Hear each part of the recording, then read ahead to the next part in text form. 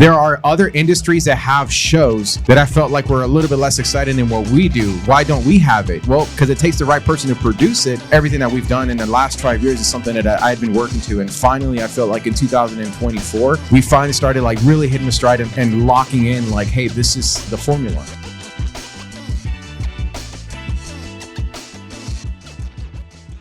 Ladies and gentlemen, we are live at the Las Vegas Convention Center for SEMA 2025 here in a Born to Tint podcast featuring Joshua Miller, Ricky Miller, and the guest, the Texas Squeegee. Squeegee that. I don't think that was...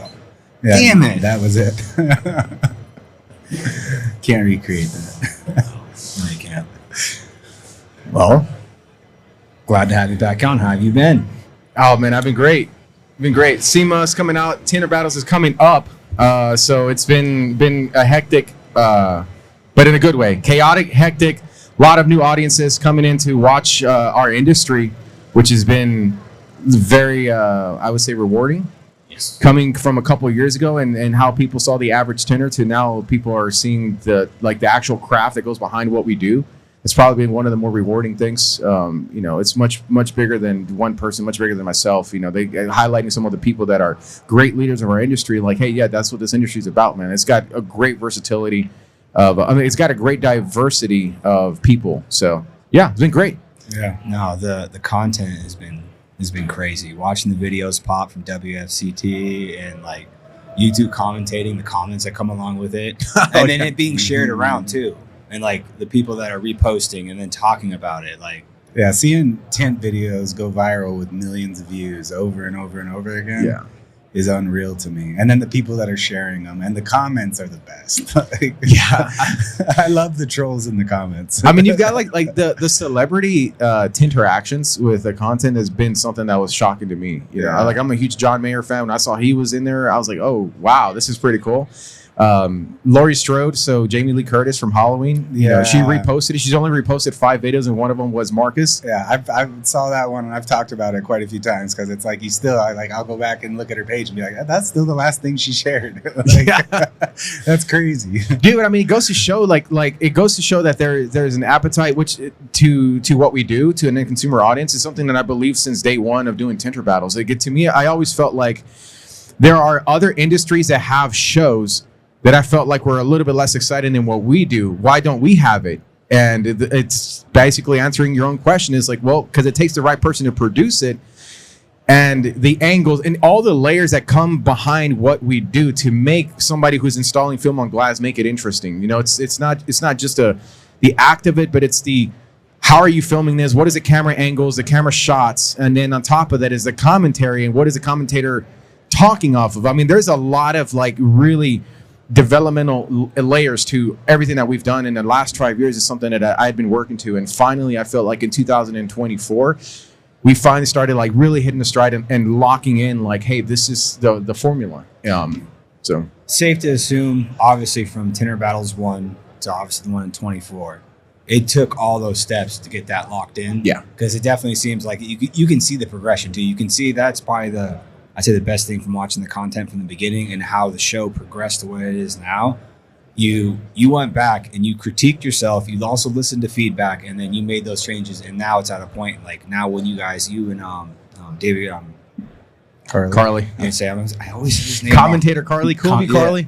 How you guys fill it in now? Like the fact that you just step into someone else's show, do some of your own recordings, and just you guys commentate and then fire. I mean, the formula works, and that's something like whether you say you can or you can't, you're right.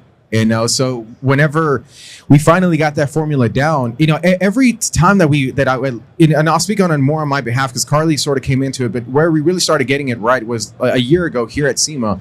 Marco was doing some windshield protection film challenges at the Expo booth, and so I went on there completely unplanned.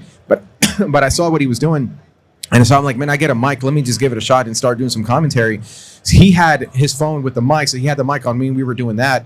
After the show was over, like I told him, we have to post all of this now, and he goes, now? Because he was thinking he was going to do like a video today, maybe one in a couple days. I'm like, no, dude. Like we're living in a world of saturated media. Like relevancy is probably the most important thing to posting something, because once the show is over, if I'm on, like, if it's December, January or February, and I'm watching something that was filmed 2 or 3 months ago, I'm probably going to scroll past it unless it's actually really entertaining. So I was telling him, like, no, we gotta share this now, because it's hot right now. So we blasted the content out there. Next day, some of those videos started really performing well. So I'm like, okay, something's working. Let's just do it again.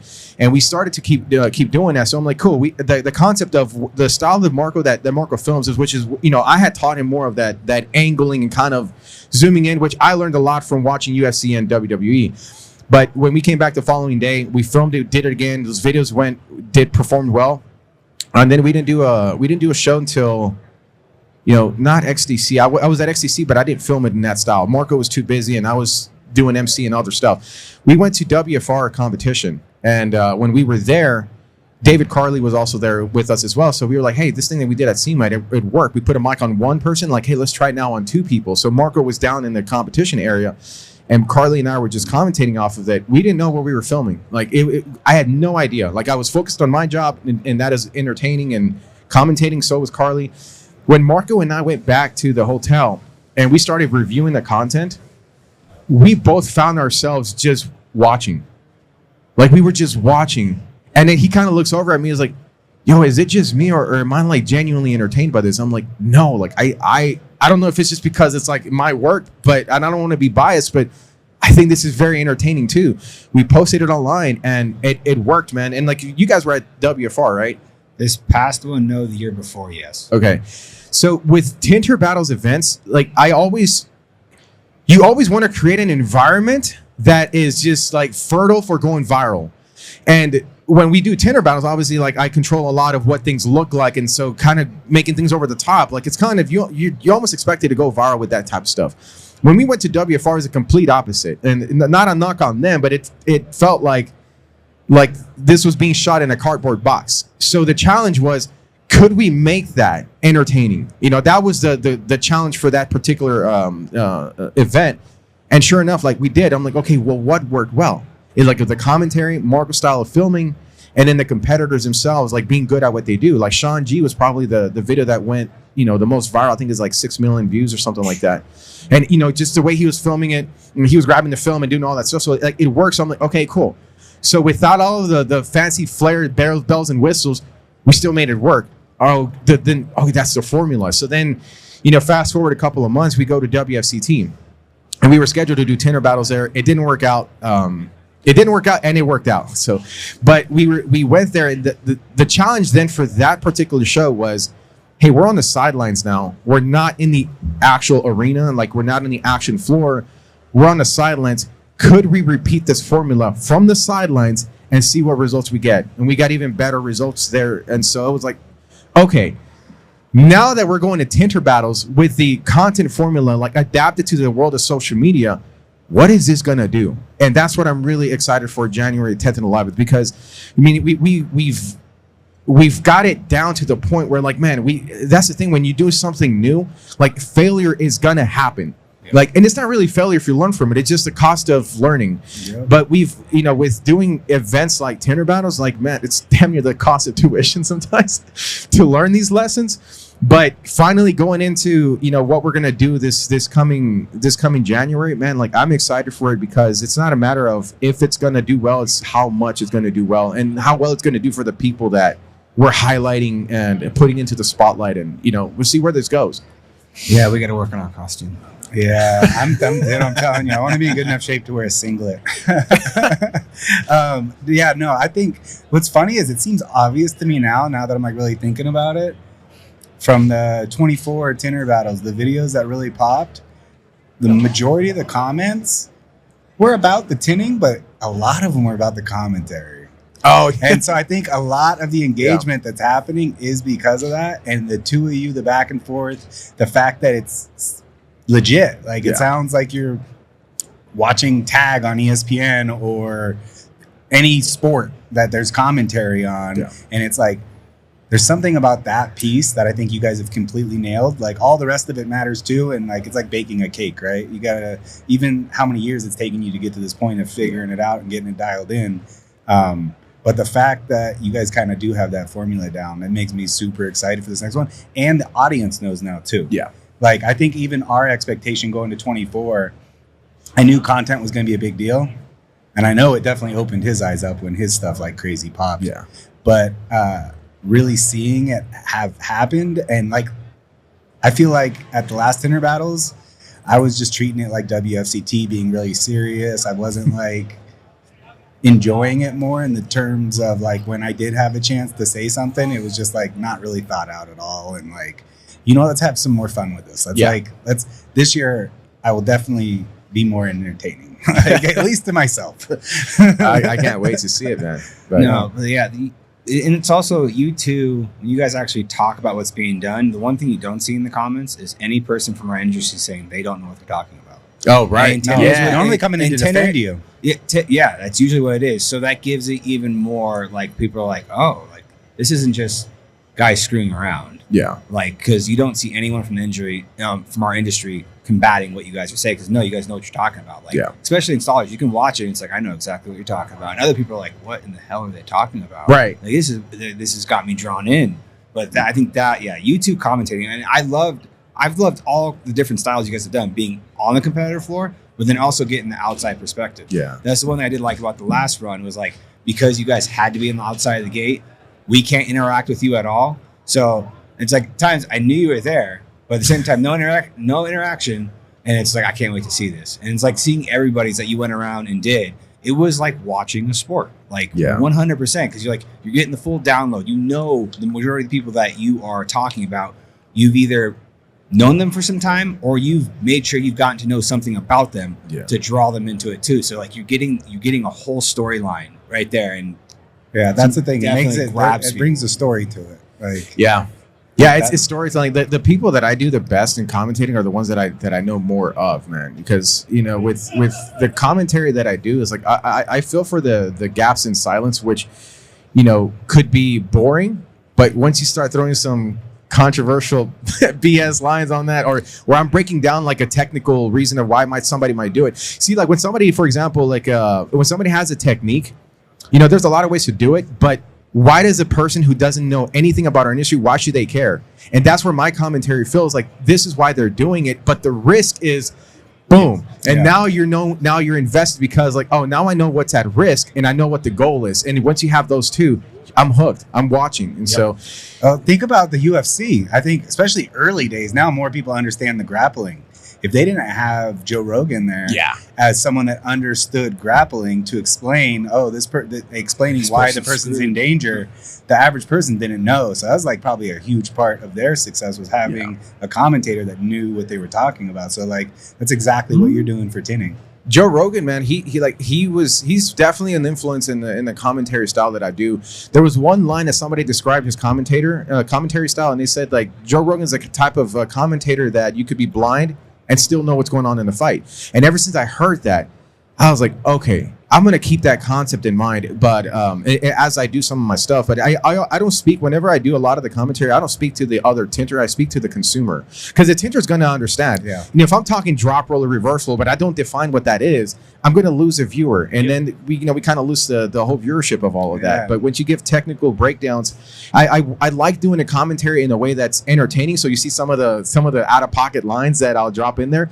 But more than that, I like to highlight the person as well, who they are, what they represent, what this means to them, the techniques that they're using, what are the risks that they're using, why they may not go with another one, and just fill in for the gaps and then try to make it very entertaining. And one thing I noticed, man, is that so I started really diving deep into commentary prior to Tinter Battles 2023 in Amelia Island. And whenever I was wanting to take that, really wanted to own that role better, I started studying people like Bruce Buffer. So he's an announcer, not a commentator. I studied Michael Buffer, Howard Finkel from WWE, different styles. And then I was looking at like just observing and trying to learn from like different sports. And I remember soccer. And like with soccer, the one thing that I remember from my childhood, because I was not big into soccer. I was never a soccer player, but I knew of the sport. The one thing about the soccer of back then was there was one commentator that every time they scored the goal, this guy was nuts. Goal! Yeah. Like went on forever and everything was going crazy. And I was like, okay, I was a kid, probably before I even like knew English or whatever. But I remember that so vividly. Like, why? I was like, because it was so different. So I'm like, I started to realize, okay, the voice of the sport is like extremely important. Like it could make or break, I feel like, a sport, you know? So when I started realizing that, I'm like, okay, think about the UFC, or I think about even to WWE, Jim Ross and Jerry Lawler. Those two guys, like doing co-commentary on the matches, dude, they were great, man. Like Jim Ross he had such a, like in a very positive way, he had such a chaotic voice when Undertaker throws Mankind off the Hell in a Cell. My God Almighty, you know, it sounds crazy. If I wasn't watching it and I was just hearing it, I would be like, whoa, what just happened? Yeah. So it's like the engaging content is not just what you see, it's what you also hear. And when I started kind of piecing the two things together, that's when I started to really own in, and you'll hear me do the, wow, you know, he did this thing, or we're perfect textbook drop roll method here, executed by Ricky Miller, former WFCT champion. You know, it's like, so it's fun, man. It's just as fun for me being a part of it, and I hope that I'm glad that a lot of people on the other side also get to see or get to have some fun watching it too. No, it's awesome. The fact that you're making it entertaining for the average person is so huge for the industry. Yeah, because like you can make content that's specific to tint that like maybe tinters will get it in their algorithm because they actually care about tint. But the fact that these videos are getting tens of millions of views and like celebrities are sharing it, is I don't think anybody understands how important it is right now, because I think a lot of people are seeing success in the industry because more people just are even paying attention that they can tint. We've had customers call our shop because content you made outside of Tinter Battles for rose gold tint. Oh yeah. Like, what the hell are they? Like, I knew because I'd seen your video. Yeah. But when our people in the front are getting those calls, they don't know. And like, you got to like go tell them like, all right, that's content you were just making for your shop in Texas that literally created interest all the way here in Vegas and somebody wanting to get their windows tinted. And we know it's bronze. And yeah. Okay, so we can go sell that as rose gold now. That's genius. And that literally increased the size of the pie. Yeah. Which is exactly what I think everybody should be trying to do rather than compete with each other. Yeah. Like, how can we draw attention to the industry to make it stronger for everybody? Yeah. And that's what you've done more than anybody, I feel. I appreciate that, man.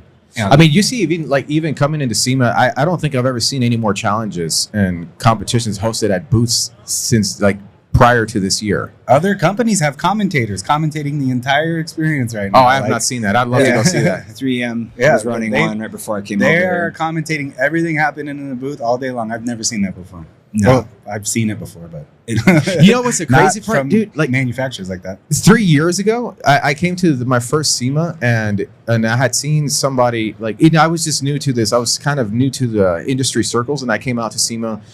And the KDX had like an MC guy on the mic, and he was just MCing somebody doing PPF on a hood. And I thought, wait, you can get paid for this? Like, that's pretty cool. Yeah. And then I got talking with him. So he was not an industry guy. He's an MC guy. Like, that's his gig. And then when I got talking with him, he kind of was telling me about like, yeah, you can come out of the shows. You know, he kind of gave me some pricing structures of how he charges and stuff like that. Obviously, if you're out of town, there's more expenses involved and whatnot. And I thought, like, I was like really, I really respected him taking the time for it. I hadn't seen him work. I just knew that he was the guy on the mic. So then I stood back, and his shift was starting. And when I started hearing him on the mic, I was like, oh, I don't mean this as a knock on him, but I'm like, oh, you're not an industry guy. You don't know what you're looking at. I could tell, because when you're speaking in terms of, he's grabbing a yellow squeegee and he's moving it. Yeah. And he's in the water. It's coming out. I'm like, oh, shit. That's when the light bulb went off in my head. And I thought, I could talk better than that. But more importantly, I could tell you why he's using that technique and why that's a better tool than the other one. Like, I can give you a technical breakdown. And then that started really opening my eyes to, oh, shit. Like, there's really nobody that has a gift of gab on the mic, but the experienced background to tell you the whys behind the whats. And then coming out this time around, obviously, well, that kind of gave me the ideas for like doing Tinter Battles, but then coming out here now, I'm like, and I don't mean this as a bragging point, but if you're not hiring me to run competitions at your booth, like, you're leaving so much off the table. Because here's the thing, you can get MC guys to come in, but like, And now again, I'm being a little bit of a heel guy here, but I will outperform them. Number one. Number two, I've got accounts and influence accounts that I have reached to. So like, you're not just getting an MC guy that can commentate and draw a crowd. You're also getting the digital streams that I put together and the productions that I stream it out to. So yeah, I'm like, I want to do more of these things for future shows. That's why I'm putting it out there. Like, as I want to do more of these things for future shows. It's so much fun for me. Beyond already what all of that you bring, like you said, like you already have an entire audience. So someone could start now, and someone could be like, well, I like the way he announces, but he doesn't have a following. Right. Yeah, and massive following, and then also how you've perfected it too. Like as long as you keep doing what you're doing, I don't think anyone's going to be able to. If anything, you might inspire some people. Yeah, and that'd be awesome. But never going to catch it. I'm glad to see the manufacturers are latching onto it and recognizing the value in it. I mean, the crowds. Like right now, we're doing the podcast in SolarGuard's booth. You're announcing WizPong at SolarGuard's booth. They got Austin here. Like, the manufacturers are recognizing the value of those audiences you guys have. Yeah. It's cool to see it, and I'm just glad, like, if we could have had any part in, like, because I know we've been telling SolarGuard, like, hey, have these guys. Like, I appreciate you guys. But if we've had any kind of influence in that, like, I'm like ecstatic about it. No, you guys did a solid one. It was I got some feedback, and like, you guys' excitement definitely carried into SolarGuard, and I mean, they came in big this year. So I'm excited for what we're gonna be able to do. And SolarGuard's, you know, they're a very interesting company. I mean, everyone that I've met has been great. You know, they really seem like they've obviously got the funding, but they seem like they're hungry to grow the brand, and they're are willing to invest in the people behind it, you know, because like we come back a couple of years ago, and I remember like I don't like saying that. Oh, I'm an influencer. I hate the term, but I knew like there were people that do content that have an influence, and I thought like I always looked at them as talent or personalities. And I was always an advocate for more of those guys getting hired, but I would come to a lot of these shows, and not many of them were like, you just see companies that had the money to do this. And I'm like, where's the disconnect in the brain where you want people to come to your booth, but somehow you don't put the two and two together? Like, you should probably get someone that draws a crowd that already has an audience, and then bring them here, you know. But lately, the last couple of years, we've seen a lot of that growth. And I have to shout out Eric Devash and Tint, because he's a guy that, since day one, dude, he's been the guy that's been supportive of not only me, but like a lot of other people. People that are, if you have an idea or if you have some kind of aspirations to doing something in this industry, he's typically the guy that will support it. And he always picks up the phone. Like, I won't ever directly call him, but I'll text him like, hey, dude, you got a minute to talk? Yeah. He's busy, dude. So he'll like, hey, at this time, like, and never once has he been like, no, I'm not going to talk to you. Yeah. Like, and then I'll steal 30, 40 minutes of his time sitting there fleshing something out with him. No, I can't say enough good things about him, Dave, the entire Tint Wiz crew. Like, anything, we need anything from them, it's always a yes, and it's always just like, I don't feel like I could ever give enough back to that guy and that entire team. Yeah, the thing about Eric too is like Eric himself, like, he doesn't post content. You don't see him doing that kind of stuff. Like, so, but he's a very unique presence, because in the way he is kind of an influencer, but not through his face on the spotlight. It's through his actions for others and the platforms that he creates. You know, to me, he's probably one of the greatest minds for creating an atmosphere. And really any company that's going to any kind of show where Eric goes, if you give him that creative freedom, the guy's going to crush it. Because what Eric does great is he sets up an environment, he sets up an atmosphere, but then he knows the right people to bring in and assemble to create a team. So like, there was no surprise why yesterday at the SolarGuard booth, you had a line that extended past two other booths that were kind of competitors to SolarGuard. I saw that. There you go.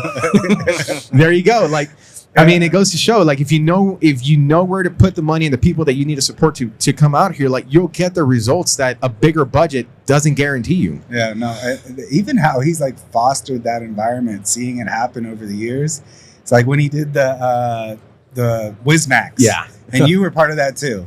Like, that had to have caught every manufacturer in the entire show's attention.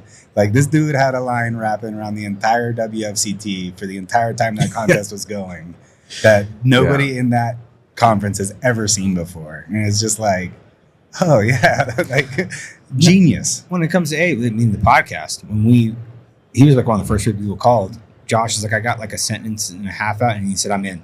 And like didn't want to, I'm in. Like instantly That's in. Eric. I mean, everything design wise. I mean, he was our first and probably actually technically almost one of our only sponsors, but he was the one who went all in on us, and then SolarGuard dived in with it too at the same time. And it's like, seeing him create that culture is like, he's one, like we told him when he was on, I was like, you're one of like the top people I call if I have a very hard business decision to make. Like when we switched from a 3M Pro shop to being SolarGuard Select, there were other people that I was talking to.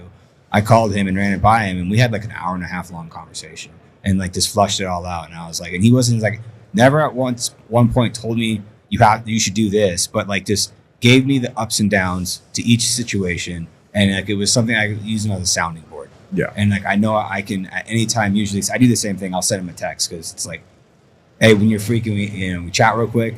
And then I get a text back and say, hey, this time, perfect. Appreciate it.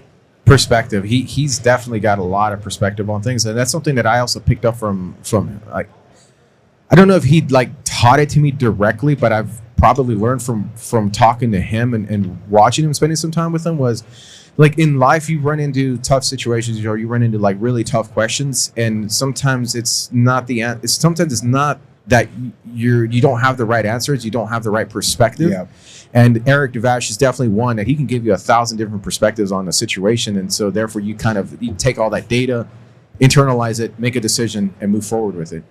Absolutely. That was perfectly explained. Because like I said, not at one point did I feel like he was trying to influence me one way or another. He was just giving me thousands of different, a whole bunch of different perspectives on what each one could do for me, what I could do for them. And it's just like, you choose, but like, as things to think about. I'm like, yeah. All right. Thank you. That's what I needed. It's like, thank you. That gave me the clarification that I needed at that point. He, when we talked to him, he told us about his talk at Window Film Mastery, and we weren't there to see it, but that was that was a perfect example. I feel like he was telling us like his whole.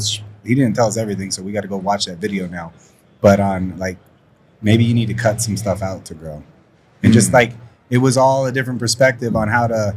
All right, you're trying to grow, but maybe look at it in this perspective, and gave a whole different angle on like a way to look at your business that was.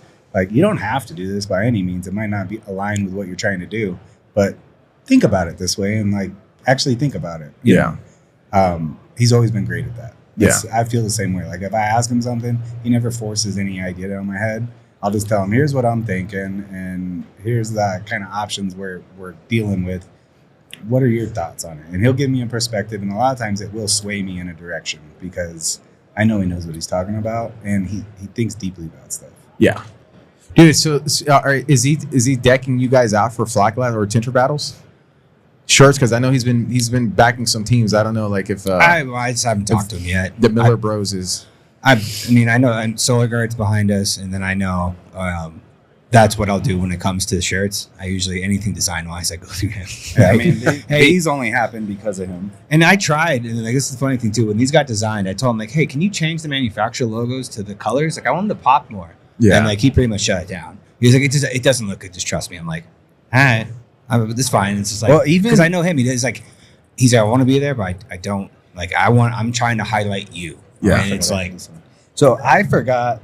So when we gave Carrie the full like kind of freedom to design whatever, she came back with this design with the team name that we had nothing to do with. And when we get didn't even talk to her. Didn't even talk to her. We get the first image and like he sends it to me and I'm like, no fucking way. Our travel ball team our dad started when we were younger was right around the time of the whole Olympic basketball dream team thing. So he came up with Green Valley Dream Team was our travel ball team playing baseball growing up. He sent, and I hated the name. I hated our uniforms. It was just like, we got teased about the name and everything. And just growing up, it was like, it was something that I look back on and it was like, I know I gave my dad a bunch of crap and I didn't like the name. And she sent it to us and I'm like, it has to be that. Like it has to be that. That was the team name dad created for our baseball team growing up. So it was like, that was really, I don't know. That was like full circle. Yeah, it was crazy. Yeah. And the fact that I was old enough and grown enough to be like, no, yes, we're doing that. Like, yeah, I don't know. That was a moment and that happened because of Eric and his I don't know. Yeah, even for that too. I was just like, hey, I just need a design to send it back to me. I want to order shirts. And like from there, it's all of a sudden like after he sends the design, I'm like, oh, that's perfect. Love it. Made like a few tweaks and that's about it. And then I think it was like 3 or 4 days later, 2 shirts show up at my shop. He goes, I sent some mock-ups. Tell me what you think. I was like, dude, I'm not trying to get you to buy my shirts. I just want a design. Like you have access to the designer. That's why I'm going through you is you could ask her this. And also I want you guys' logo on it. So like, I want you to design something. I just want the design back. And then he ended up getting 3 shirts per competitor for our entire team, my mom, my dad, and my sister. To where that was 16. That's 16 people. Wow. And everyone got 3 shirts. Like even for like I was like, hey, I just want one for my mom and dad. I want to surprise my dad with one. And like all of a sudden I get them, like I got 3 of them. I'm like, I'm not sure he's gonna wear all 3 of these. I appreciate it though. This is awesome. Like, no, he goes above and beyond for everything. And when he goes all in, he goes all in. Dude, I mean, so you guys are teaming up flat glass battles. And auto. And auto. And so, we've got another team in auto. Well, we have two brother teams in auto. So you have my auto manager and my lead installer, older and younger brother. Yeah. They're competing together. We're going to compete together. In the flat, I'm hoping I haven't taken too much time to do this. I have 2 more teams to sign up for Solar Guard. Oh, you guys still got time. Okay, good. All right, because if I don't get them in, I've already told them they're in. I need to do that. I'll actually probably do that today in between going to Solar Guard's party. You're going to have Brian Tucklenberg and his son out of Texas, which I told him, like, you guys got to, which his son, Cody, like, he follows your stuff, and he's like, I was like, do you guys need to wear something in tandem? Come up with a name. Oh, they're going to be like, Cowboys. They're going to wear up. Yep, that's what they're doing. Oh, really? And then I have, and Brian's an OG in the industry. I've learned a lot of tips from this dude. He's never competed. Damn good installer. So this will be his I'm first excited. time competing. I'm excited to see him. He's really good. Yeah. And then you have, I talked to Kyle Fuller and Nathan Burke out of Tennessee, Tint. He just came into the Solar Guard fold. He's a Panorama dealer now in Nashville, Panorama Pro dealer in Nashville. And I was like, hey, man, you should compete. And he's like, I got no one to go compete with. I was like, give me a second. I called Kyle Fuller and said, hey, I want you to compete. This guy just came into the fold. Like, it's the older generation, younger generation. Like, he's a good installer. I know you're a good installer. Let's make this happen. I'll get Solar Guard to back it. And they're like, all right, let's do it. So I was happy to recruit a couple more people. Yeah, that is, and you know what's going to be the interesting thing with this flat glass battles, and to me it's like very historic too for our industry, is the security film presence in flat glass competition. Because doing solar films is like cool, but let's add security on there because it's more like, to me, it encapsulates more of like the real architectural industry, which is much more than solar. And that's one of the other things. So I wanted to add it. We did the house windows last year on those chains. That was like a one and done deal. Like, we're not bringing that back.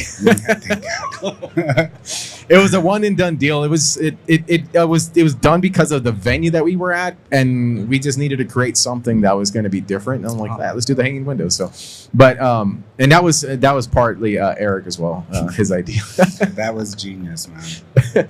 But this year, like, to me, whenever I looked at sort of like what's the world of flat glass. Last year's Tinter Battles was sort of like, on a personal level, kind of taking the challenge of like, hey, what could we do with the flat glass, side of the industry to create kind of an entertaining competition type of event. So that's where you saw Squeegee battles, flat glass battles, and then the teams finals. But going into this coming year, I wanted to do something. I'm like, well, let's try something different, but that's actually historic. And I kept thinking, like, security film needs to have a presence. But see, the tricky thing when you're writing a show, you're writing something different. It's like, it's not just having the thought or the idea, like, oh, security films and competitions, like, that's great. But like, what does that actually really mean though? Like, you got to think about the rules, the setup. What are they competing on? What are you judging on? What the flow is going to be as it's rounds, and with Tinter Battles competitions, it's a lot different than like traditional conference style competitions, like even dealer conferences and stuff too, because for, we're entertainment driven, but a lot of it is head to head competitions. Because we do a lot of the stuff that we do is not only for like creating a fun environment and an atmosphere, but it's also for like the reach that we put out. Because at the end of the day, like, I want to talk to the average Joe that they can watch what we do and they're entertained by this. Which, by the way, it was that was one of the common comment Marcus is like, why did I watch this entire thing? Yeah. Those are the best ones. Yeah. It's Thank you. I appreciate it. Most of the super viral ones have that comment in there several times. Yeah. The other one too. So I'll go ahead and mention it here. Probably the number one comment out of all of the ones that we had, thousands of comments, probably the number one was the betting. Where can we bet on this?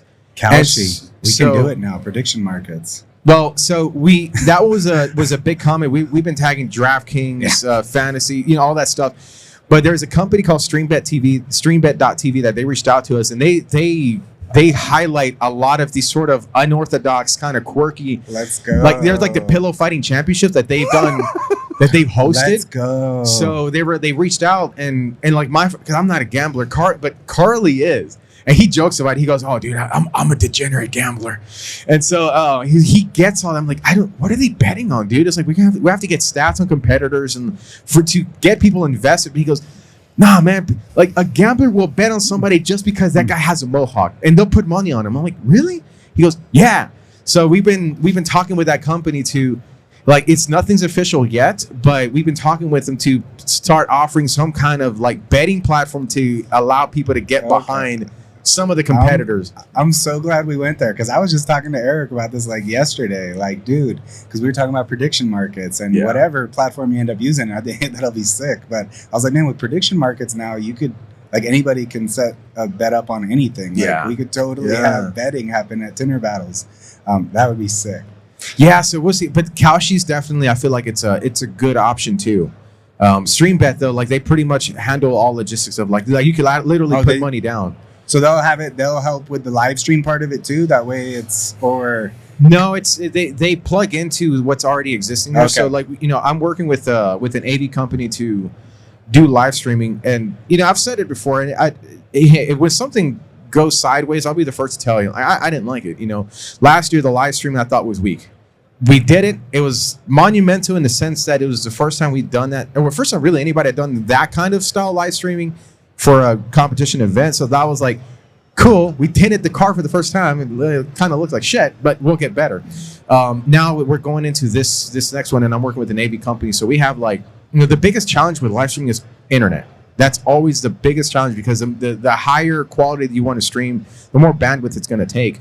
So this time with the guys that I'm working with, we have plan A, plan B. If plan A doesn't work, we have plan B to try to get that internet stream up there. Because my goal is to live streaming and get more people to watch this live, so that it keeps growing the entire platform and it helps out the entire industry. It's like there's been some people, man. Oh, another one.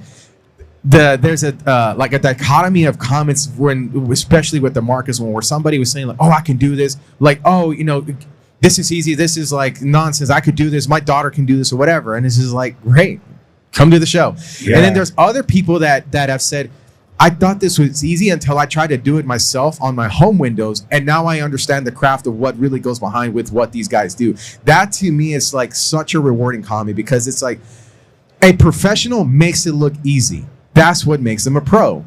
But the person who doesn't know that, if you're not a skilled trade person, you see something that looks easy and you're going to automatically assume, oh, I can do this. But no, you can't. And then they're calling somebody's shop to get it done professionally. Those are the best customers. Or in that, well, those are the customers when you go to the house, you start tinting it, and they're like, yeah, I tried one, I called you guys. Yeah. And like you instantly, as soon as you throw a window up real quick too, they're like, what just happened? And it's like, then they leave you alone because they're like, yeah, I tried this. I tried for 2 to 3 hours yesterday to do that one door. And usually I always point like the French door. I'm like, well, you picked the hardest window in your house.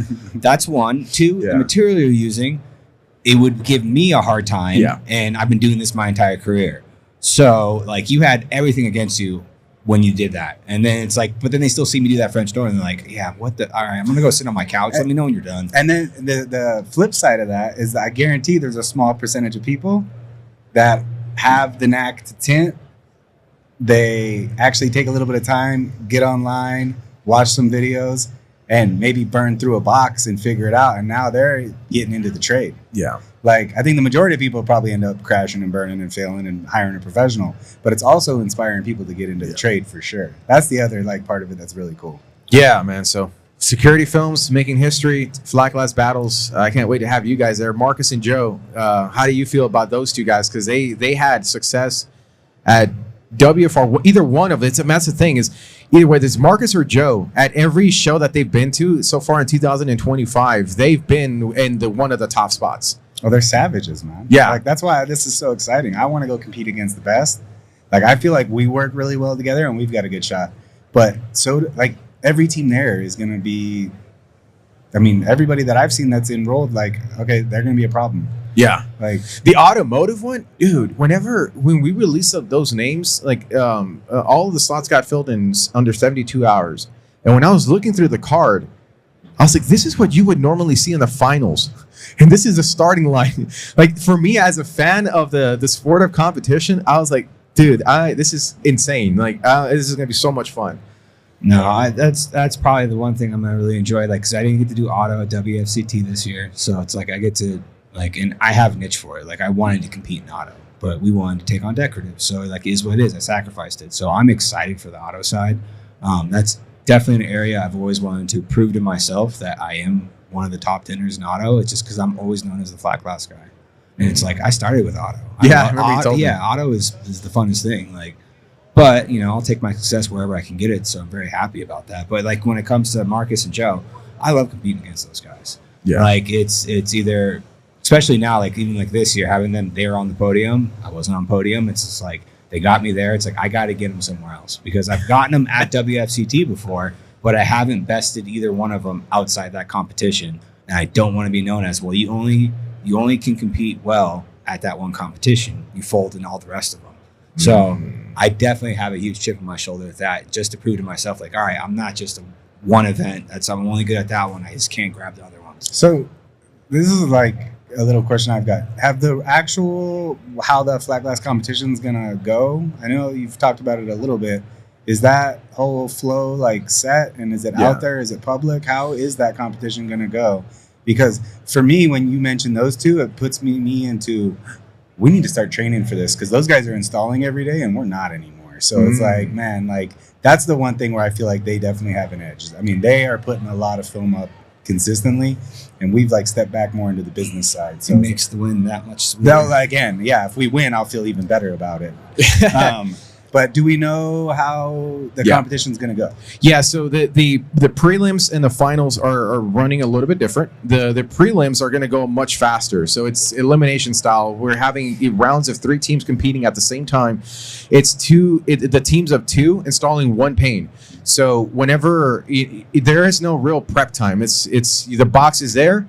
You're pretty much on standby until the countdown. Okay, cool. And then once it's countdown, it's up to the team how they strategize, whether the person pulling the film is rolling it up and they're installing, or they're prepping it, handing it off to the other person while they're cleaning glass and they're installing. So there's going to be a time limit there. And then once that time limit is up, a judge is going to be visibly looking. We're going to have multiple judges, but they're going to be visibly looking to see which one is going to be the one that is the cleanest install, the one that's the most passable to the end consumer.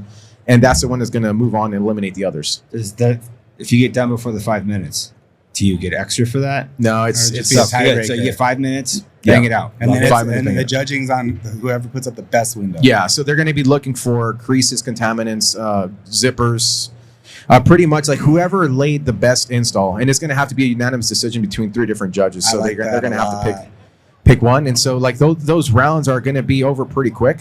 I mean, like probably under 7 minutes, we're going to have a winner. So, that's how we're doing through all the prelims. And then going into the finals, we're going to have 6 teams remaining. And into the finals, that's whenever we bring in security films. So for the finals, as of right now, we have it set up so that you have 1 commercial style frame glass, solar films going on that one. Then you have a residential double hung window, solar films going on that. Then the other commercial frame is getting security film. No attachment, just a security film. So you'll have, I think it was a 30-minute time limit is where we set this up for. Okay. So you got a 33% chance of making the finals. Yeah. Yeah, if you win a round in the prelims, you're in the finals. Okay. That's gaskets. Can you pull them? That's been an ongoing conversation. 5 minutes, that's going to be tight. But it'll look amazing. Here's because a lot of these things are new. One thing I've learned now is we're doing a lot of trials before we get to the actual show to work out some of those bugs. one of the things that has been almost present and an issue that's been present in almost every flat glass competition that I've gone to is that you have some windows that are shifted. So you have an exposed edge, and you know that corner is not going to lay very good. So that could cost somebody the match. And so when I was thinking about like how could we avoid that to make it the most fair across the board. I thought, well, center the glass and then glaze the backside of it so that then you could remove the seals. Because like here's my argument with removing seals and putting them back in is that you tuck your cuts and you can't really judge the cut properly. So it's, to me, in my opinion, I felt like no, we should have as much stuff exposed because like the cut is very important. And so I figured at least the current thinking process right now is let's glaze the backside of them so it keeps the glass in frame. Then we completely remove the seals, leave them off, so that all of the cuts are exposed, whether it's solar film and security. That's a great solution, actually. I was going to say, the person who's going to pull the rubbers and put them back in, like you're sacrificing, like you're taking a risk. Yeah, which is I've seen that go sideways too. Yeah, so I mean that's a risk if you're going to get done in time. But if you do and you have a good install, you're probably going to have the cleanest window and you have the best chance to move on. But having them completely pulled, I didn't even think of that being an option. Like that actually is, because that is, I mean, the first video that went viral that you put out from 24 was I got hung up on cutting my right because there wasn't enough film over there. I didn't have my pattern was big enough, and the tint pushed into it to where if you'd have looked at that cut looked like shit. Like it was like straight, kind of nope, not straight anymore, and then like. If I was tucking my rubbers back in, would have never noticed it. But if you're going to leave it out and make people stare at it, that's going to make you consider like how wide do I want this pattern? Actually, I want this pattern a little wider so I can get it to tuck and hug the seal to where and then I have to make sure my hand goes straight. Yeah. And then cutting your corner is really going to matter too, because if you lop it off too high, there's going to be no gap if I put my rubber back in. But hey, this guy got it right on point to increase his corners at all. Yeah. And also gives you a lot more judging points. Or like, I like that. For the judging points, it makes sense. Ultimately, though, like if I'm thinking about it as what we're going to turn out to an end consumer, they're not looking at the cuts behind the gasket. But this isn't unconsumer. This is entertainment. Yeah, Tintertainment. I know. I know. That's I actually like. I think it's the best solution because of that. I think that's the best solution I've heard. I mean, because like the alternative would be.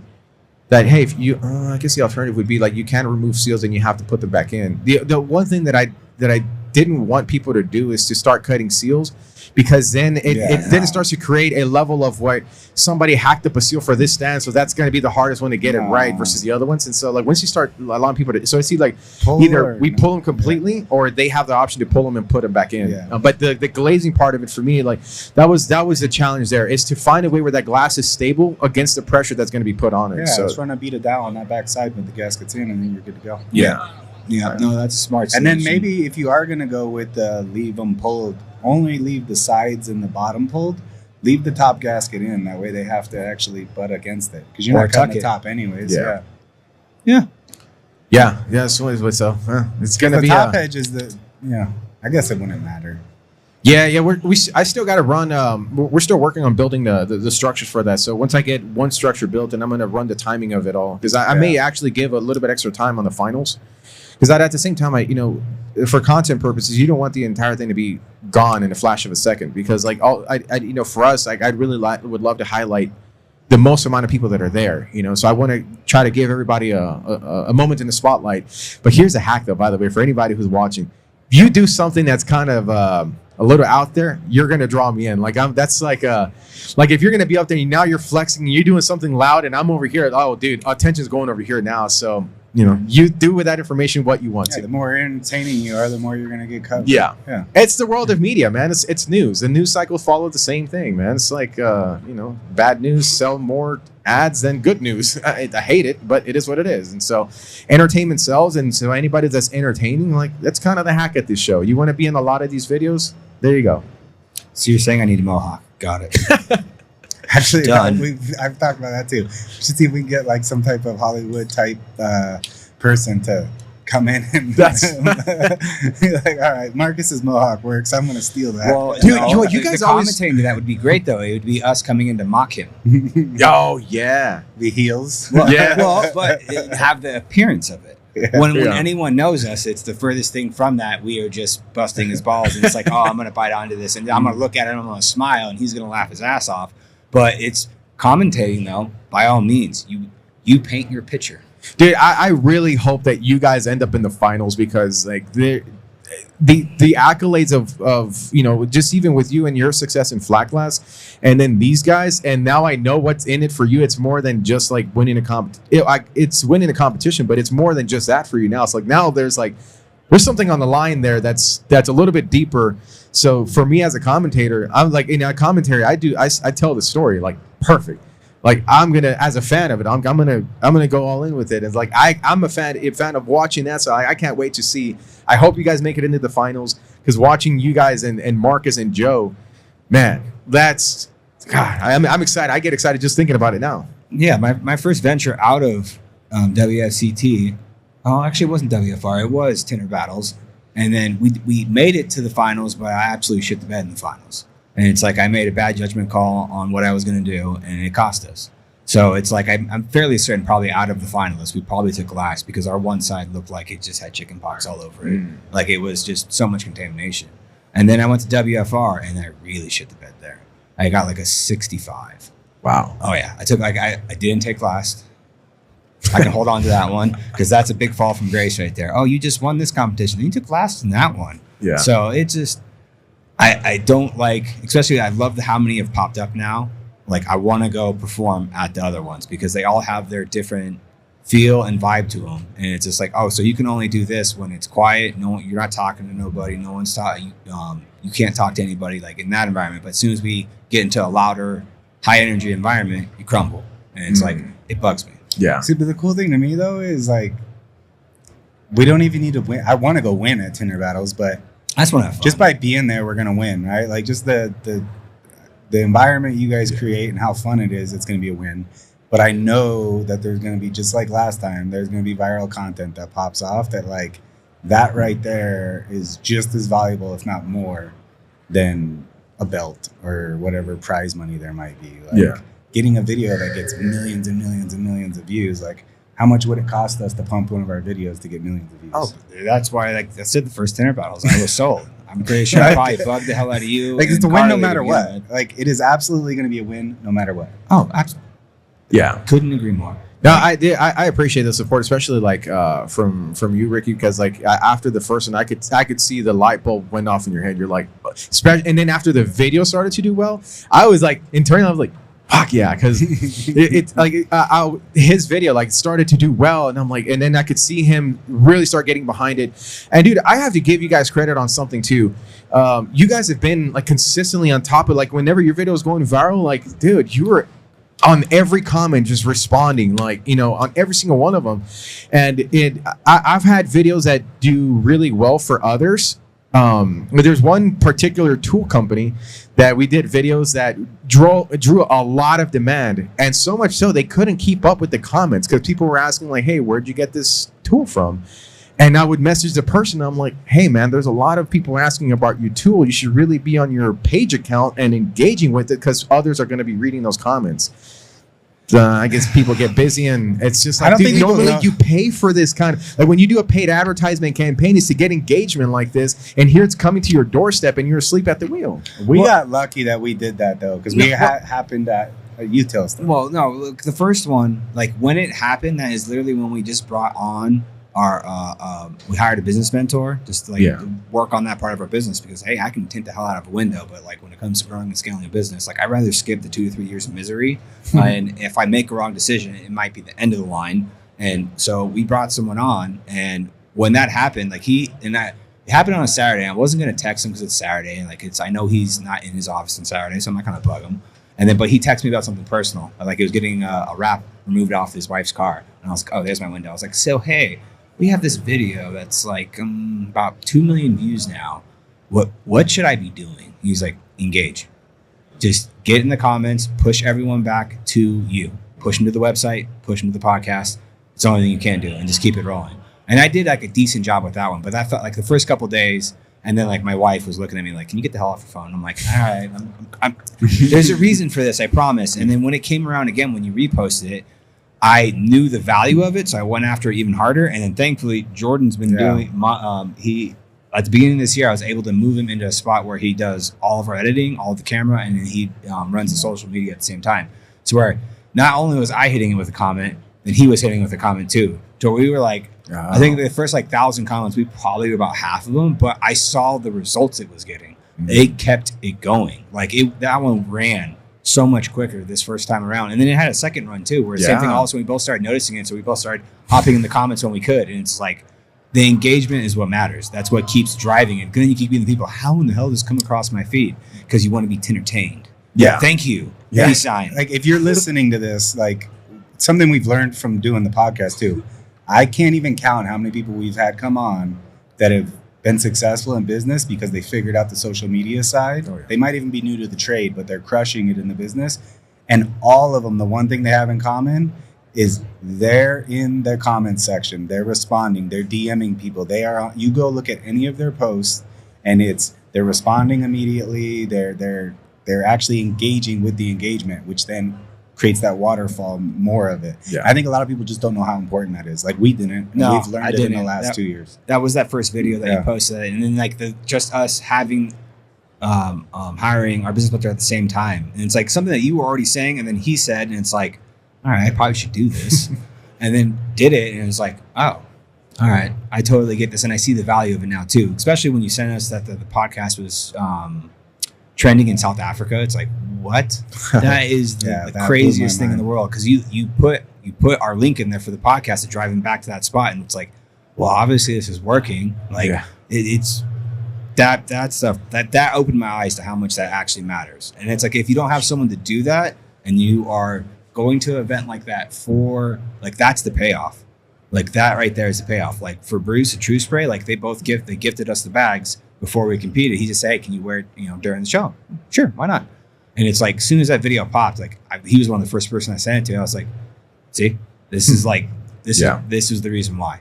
Yeah. Like you can't, to pay for that reach would cost you so much. Yeah, it's kind of, I mean, it's hard to put a dollar value on that. Obviously, there's obviously a cost associated, but I'm just saying, to create that kind of environment, the type of talent that has to come together, the type of environment, the type of people, the person across on the screen, that's the essence of what we do. We put on entertainment, and it makes a huge splash, causes ripples effects, and has an influence across the industry, and hopefully continues to have it across the world. Well, I really, really, really appreciate what you've brought to the industry, and the fact that we've all got to see you do it live, see Tinter Battles 1, and by the time you're doing the second or third one, hey, dude, we got to go to this, and and how you've built it and kind of watch it happen and then it spread has been invaluable to the entire industry. So I really appreciate what you've done, and I'm glad that I know you and can call you a friend, and I'm really excited for those Tinter Battles, man. Thank you, man. I appreciate that. And thank you guys for doing those Born to Tint podcasts as well, creating a platform for others to highlight them as well. I mean, you guys are, again, Eric forcing the industry. Eric inspired for sure. Seeing what he was doing, it was like, we got to do that. Yeah, no, and it's humbling that someone would even wants to sit down with us. It's when we're asking people, we've had, I don't know how many people as we were doing this, hey, how do I get on there? And it's like, I would love to sit down with you, but I can't, because literally we have 15-minute breaks between each one and it's already filled. Seeing that, and the people, the willingness to take an hour out of the day, hour and a half out of the day to come over and just have this conversation. It's very humbling. Yeah. And I feel kind of selfish about it too. Cause who gets to get you for an hour during the show to sit down and have a conversation? Marco, so everybody, every person we've had, blessed, beyond blessed. I really appreciate your time. Cool. Well, thank you guys for having me on. No, thank you. Appreciate it. Hey, where's the best place for people to find you, follow? And you're doing the outro. I'm not. Yeah. So you can find me on a social media search at Texas_Squeegee, or you can search at Tinter Battles on all social media platforms. You'll find it, not only my personal accounts, but you'll find some of the Tintertainment accounts as well. Other than that, we got January 10th to the 11th coming up. Tinter Battles, the International Window Tinting World Championships competitions, featuring these guys right here coming in to battle it out. The defending champions being Marcus Quintana, Flat Glass Joe. January 10th and the 11th, Tinter Battles, Houston, Texas. And this has been a Tintertaining Born to Tint podcast featuring Joshua Miller, Ricky Miller, Glass City Filming and Tinter Breeding, Hellraising, Trailblazing, the Texas Squeegee signing off. I'll see you guys on the next one. Squeegee that.